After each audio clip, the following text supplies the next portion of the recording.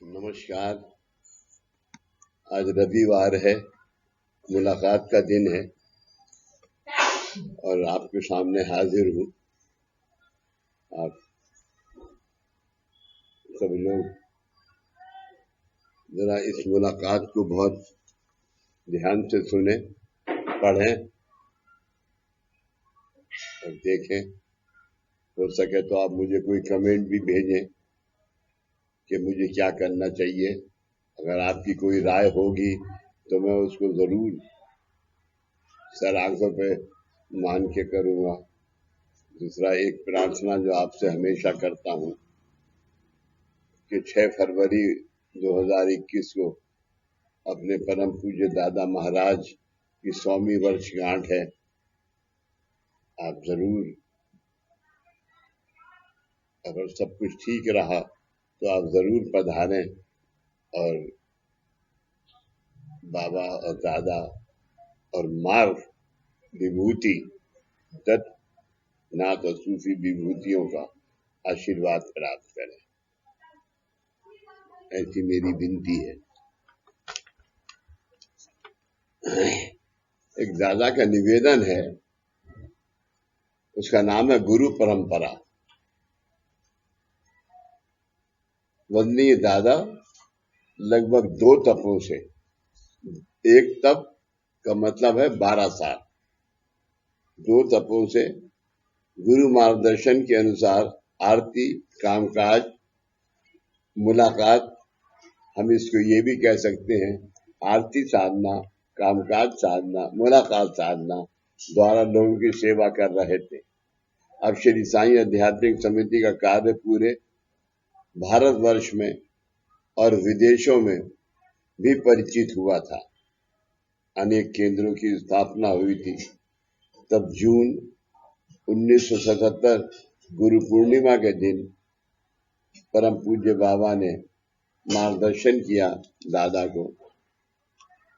अब लोगों के ओंकार सिखाने का समय आ गया है। अब लोगों के ओंकार सिखाने का समय आ गया है। भविष्य में जगत का रक्षण करने के लिए ओंकार यही साधन है और आज भी यही है। कोरोना के लिए भी यही साधन है, लेकिन ये ओंकार सिद्ध होना आवश्यक है। तो मैं श्री भैरवनाथ जी से जो ओंकार प्राप्त हुआ है बचपन में, जो एक सतारा में एक पहाड़ के ऊपर श्री भैरवनाथ जी ने जो ओंकार दिया था, तो दादा जब ओंकार की आवाज आई तो दादा उस वक्त 12-13 साल के थे, तो भाग के अपने पिताजी के पास आए कि मैं वहां नहीं जाऊंगा क्योंकि वहां भूत है।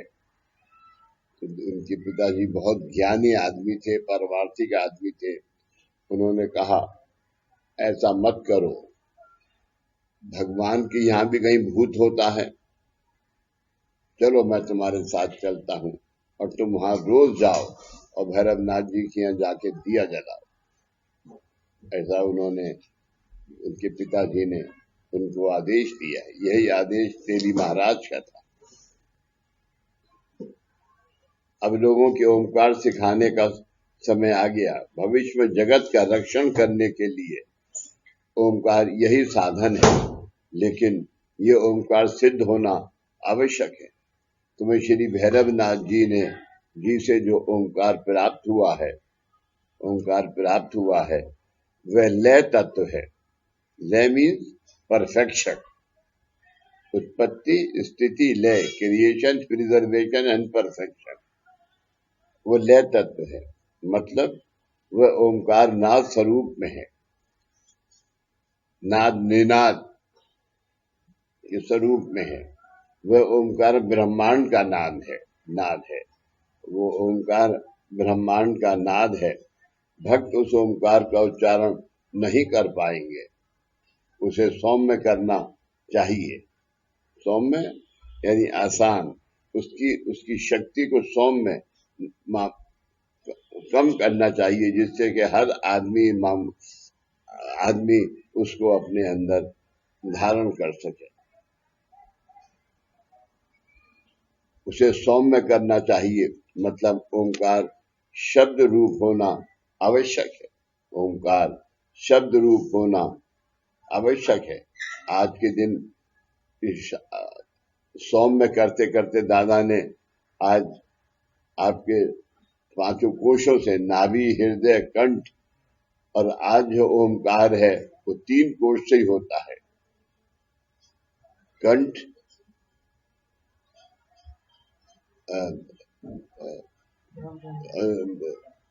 क्या कहते हैं, नहीं, कंठ, ललाट एंड ब्रह्मरण। कंठ, ललाट एंड ब्रह्मरण। भक्त उस ओंकार का उच्चारण नहीं कर पाएंगे, उसे सौम्य करना चाहिए, मतलब ओंकार शब्द रूप होना आवश्यक है ताकि लोग उसका उच्चार कर पाएंगे और उनको उस ओंकार से लाभ प्राप्त होगा। ये ओंकार श्री नरसिंह सरस्वती स्वामी जी के पास है। ये ओंकार श्री नरसिंह सरस्वती स्वामी जी के पास है। तुम्हें श्री दत्त क्षेत्रवाड़ी जाकर उनसे ये ओंकार प्राप्त करना होगा और उसके लिए ऐहिक प्राप्ति यानी कामकाज बंद करना होगा।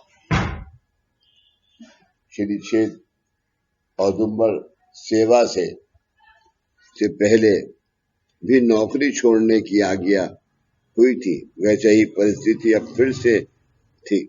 वंदनीय दादाजी ने नियुक्त सेवकों पर कामकाज की जिम्मेदारी सौंपी और जगत कल्याण हेतु अहिक जगत में से पारमार्थिक जगत में प्रवेश करने का निश्चय किया।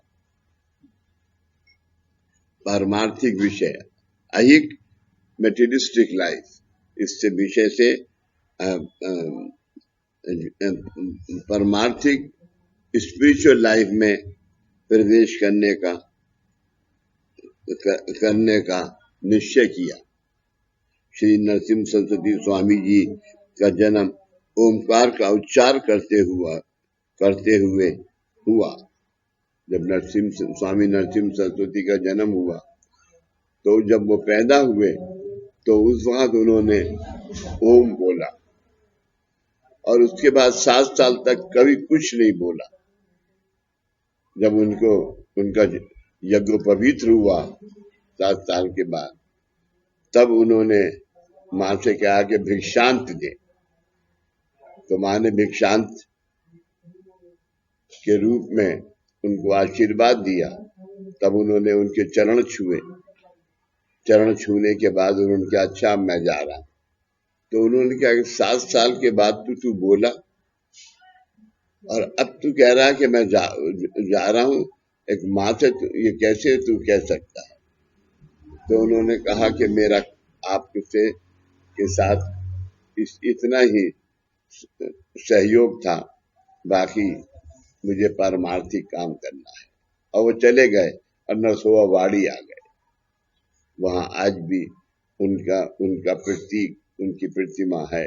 वहां आज भी उनकी सुबह से शाम तक 5 आरतियां होती हैं।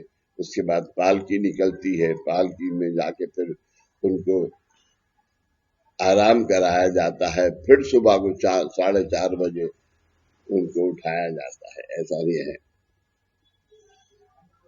ऐहिक जगत से पारमार्थिक जगत में प्रवेश करने का निश्चय किया। श्री नरसिंह सरस्वती स्वामी जी का जन्म ओंकार का उच्चार करते हुए हुआ है। 8 वर्ष की आयु तक उन्होंने ओंकार के अलावा और किसी शब्द का उच्चार नहीं किया। जनेऊ संस्कार होते ही माता पिता से आशीर्वाद लेकर उन्होंने संसार का त्याग किया और वेदाभ्यास करने काशी क्षेत्र चले गए। वेदों का अभ्यास करने काशी चले गए।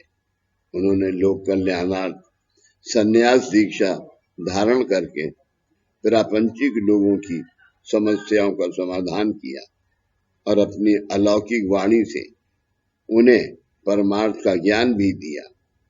आज भी जहां ज्ञान यज्ञ होते हैं, साधक का काया वाचा मन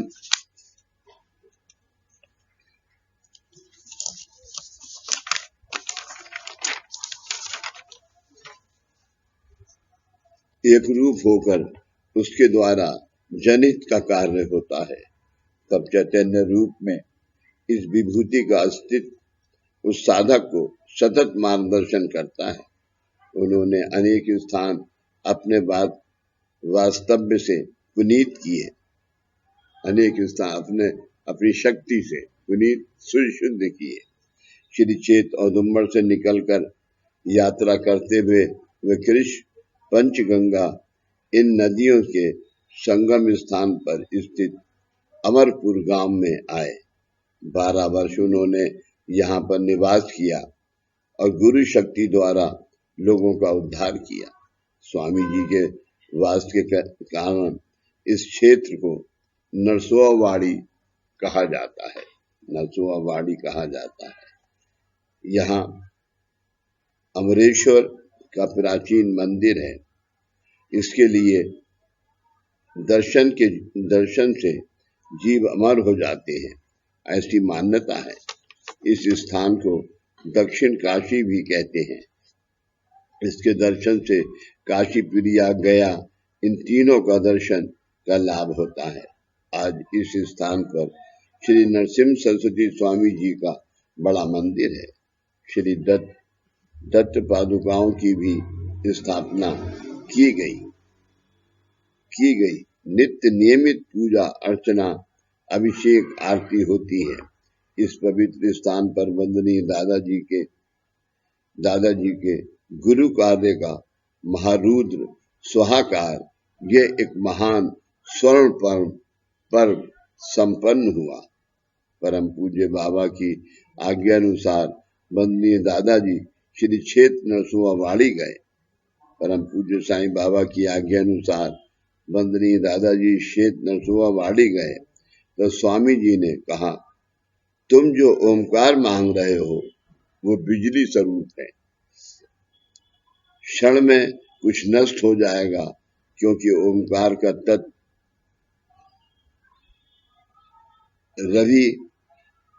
रवि होता है। रवि यानी जो सूर्य की किरणें हैं उसका रवि होता है।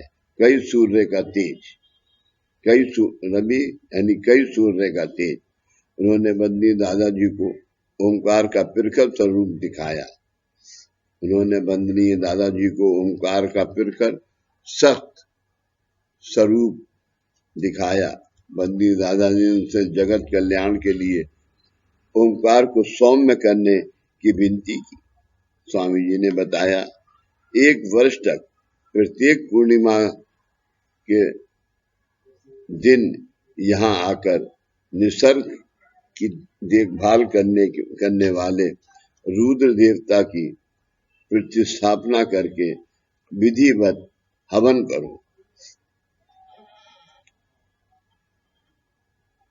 1 वर्ष तक प्रत्येक पूर्णिमा के दिन यहाँ आकर निसर्ग की देखभाल करने वाले, नेचर की देखभाल करने वाले रुद्र देवता, जो हवन होता है उसमें जब 11वां हवन होता है उसे महारुद्र कहते हैं। वो देवता हैं। जब दादाजी ने यह हवन किया और उन्होंने इसको, जब अग्नि हवन कुंड में अग्नि माचिस से नहीं होती थी, दादाजी घी के उसमें सब घास फूस डाल के और सामग्री डाल के हवन कुंड में, और उसको मथानी से जिससे के मक्खन निकालते हैं वो मथते थे। उससे जो चिंगारी निकलती थी उससे हवन होता था। तो जब 11वां हवन हुआ तो रुद्र देवता ने दादाजी से कहा कि ये हवन जब होगा, जब इसके अंदर चिंगारी आएगी, जब तुम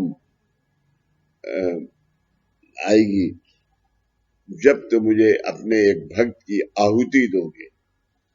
तो दादाजी ने कहा कि भक्त की आहुति तो मैं नहीं दे सकता, मेरे भक्त, ऐसा तो मैंने सीखा नहीं। लेकिन हाँ, अगर आपको आहुति लेनी है आप मेरी आहुति लीजिए। तब दादा ने वहां एक आरती करी, मासी मासी कृष्ण क्षेत्रा मासी मासी योग करना, महारुद्र आहुति मांगता, थाम जरा मर ले। ऐसी एक आरती है उस वक्त। रुद्र देवता की प्रतिष्ठापना करके विधिवत हवन करो। ये करने के लिए तुम्हें ऐहिक प्राप्ति बंद करके कठोर नियमों का पालन करना पड़ेगा। वंदनीय दादाजी ने सब स्वीकार किया। दिसंबर 1977 श्री दत्त जयंती के दिन पहला हवन हुआ और ओमकार सिद्धता का आरंभ हुआ। इन हवन विधि में परम पूज्य सलीम बाबा का भी महत्वपूर्ण मार्गदर्शन प्राप्त हुआ। आज दुनिया हिंदू मुसलमान का झगड़ा कर रही है और सलीम बाबा के पास ये शास्त्र है, इसको दुनिया को सोचना चाहिए। प्राप्त हुआ। प्रत्येक पूर्णिमा को एक इस तरह से 1978 श्री दत्त जयंती पर 11वां हवन हुआ। फिर 1989 में 6 से 10 जनवरी इस कालावधि में रुद्र देवता को आवाहन करके श्री महारुद्र स्वाहाकार विधि संपन्न हुआ। 5 दिनों तक रोज सुबह 8 बजे से दोपहर 2 बजे तक हवन विधि होता था। इससे मूल ओमकार का स्वरूप बदल गया, उसकी प्रखरता कम हो गई। सभी हवन विधि पूर्णिमा के दिन किए गए, क्योंकि इस दिन चंद्रमा अपनी शीतलता प्रदान करता है। इससे ओमकार में शीतलता आ गई। ये साधना सिद्ध करना आसान नहीं था। पूर्णिमा से पहले के 2 दिन और बाद में 3 दिन, ऐसे 5 दिनों तक वंदनीय दादाजी को श्री दत्त क्षेत्र वाड़ी से बाहर जाने की अनुमति नहीं थी। स्वामी जी ने कहा था, जो ब्राह्मण रुद्र करेंगे उन्होंने इस साधना कार्य की कालावधि में सिर्फ अपने घर के देवताओं का ही पूजन करना है। अपने घर के देवताओं का पूजन करना है, मगर कोई भी आदमी यहाँ से बाहर नहीं जाएगा। करना है, अन्य कोई विधि नहीं करनी है। नरसोवाड़ी के ब्राह्मणों का भिक्षुकी का व्यवसाय था। उन ब्राह्मणों, अरे कहाँ गया? ऊपर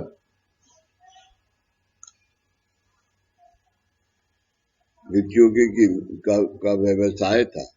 उन ब्राह्मणों को 1 साल तक भिक्षुकी बंद रखनी थी, इसलिए 1 साल तक उनके परिवार का खर्चा वंदनीय दादाजी ने चलाना था। स्वामी जी की आज्ञा अनुसार वंदनीय दादाजी ने सब ब्राह्मणों की व्यवस्था की थी।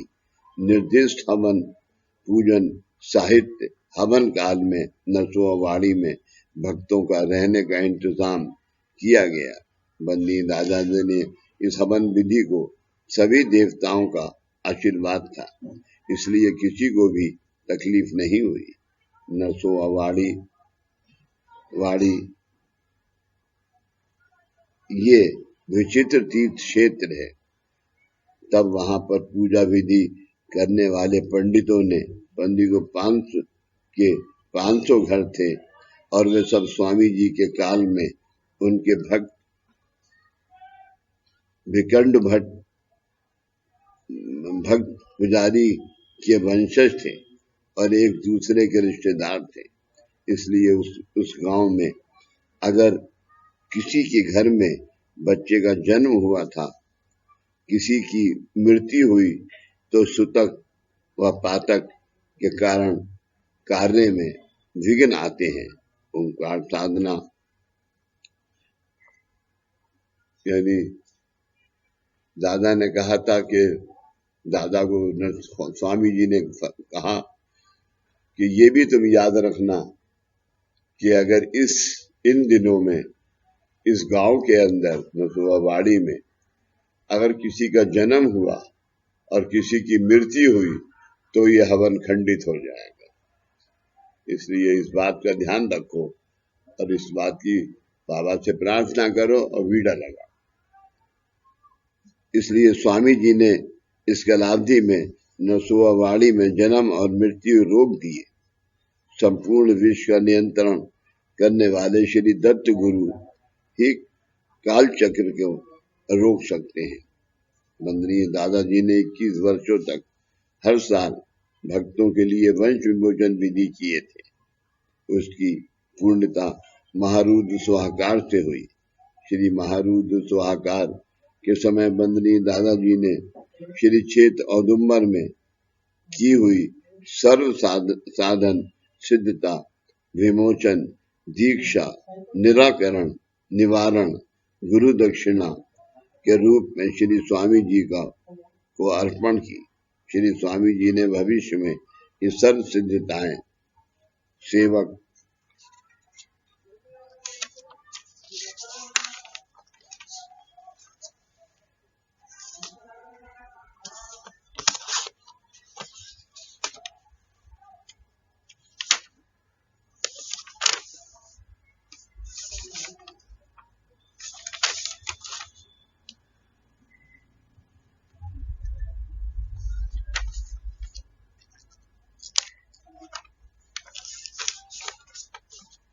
सेवकों को श्री गुरु को आशीर्वाद इस रूप में प्राप्त होकर उनके माध्यम द्वारा लोक कल्याण भक्तों के लिए कार्यान्वित होती रही है। इसका प्रबंध किया। श्री स्वामी जी ने वंदनीय दादाजी ने 21 वर्ष तक हर साल भक्तों के लिए वंश विमोचन विधि किए थे।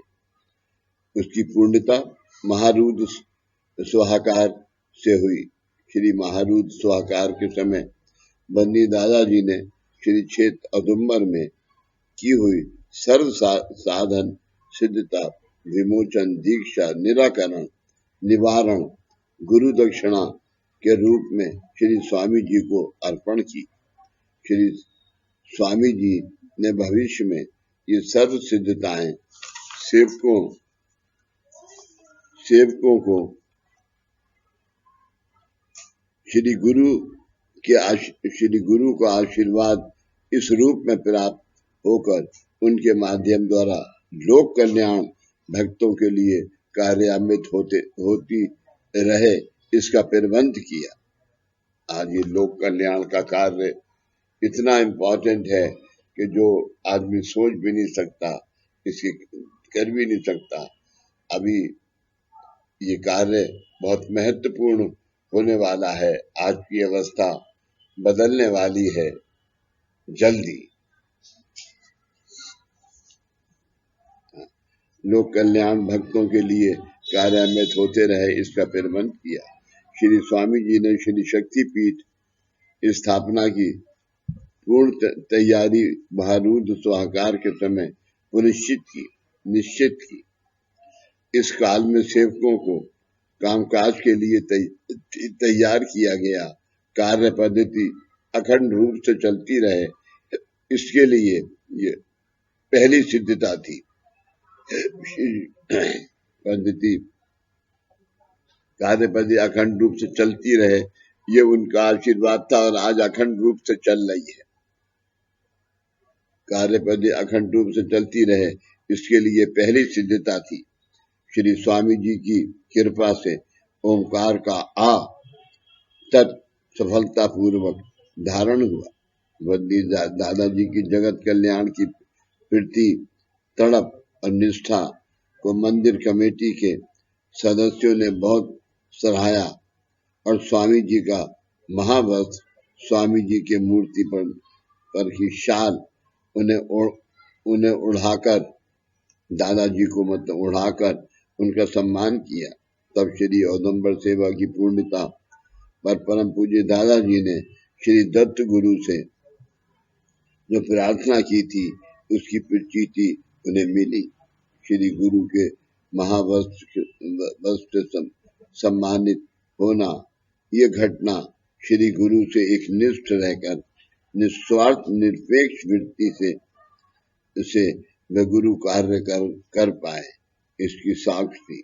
बाद में बंदनी दादाजी ने ये महावस्त्र श्री दत्त पंथ के वस्त्र के प्रतीक रूप में श्री शक्तिपीठ में रखा, ताकि श्री शक्तिपीठ पर माथा टेकने वाले प्रत्येक भक्त को श्री स्वामी जी की कृपा यानी दत्त पंथ का आशीर्वाद प्राप्त होता रहे। आज इतने ही करेंगे, बाकी इसके बारे में सोचिए। दादाजी ने जो पहला सेंटेंस लिखा है, बंदी दादाजी लगभग 2 तपों में गुरु मार्ग से ये बहुत इम्पोर्टेंट है और बहुत जरूरी है आपको सोचना। इस मार्ग में क्या नहीं है, इस मार्ग से सब कुछ इंसान को आज मिलेगा। नमस्कार। सदा सर्वदा योग तुझा गणावा, तुझे कारणी देव माझा पडावा। उपेक्षु नको गुणवंता अनंता, रघुनायका मागणे हेची आसाम। उपासनेला दृढ चाल व्हावे, भूदेव संतासी सदा नभावे। सत्कर्म योगे वैवाल भावे, सर्वामुखी मंगल बोल भावे। जा जा ठिकाणी मन जाए माझे, त्या त्या ठिकाणी निज रूप तुझे। मीठे वितो मस्तका ज्या ठिकाणी, ते ते तुझे सत गुरु पाए धानी। सच्चिदानंद सद्गुरु साईनाथ महाराज की जय। श्री गुरुदेव दत्त सदानंदाचार्य एलकोट। सच्चिदानंद सद्गुरु श्री पंत महाराज की जय। श्री गुरुदेव दत्त श्री सद्गुरुनाथ दादा महाराज की जय। श्री गुरुदेव दत्त।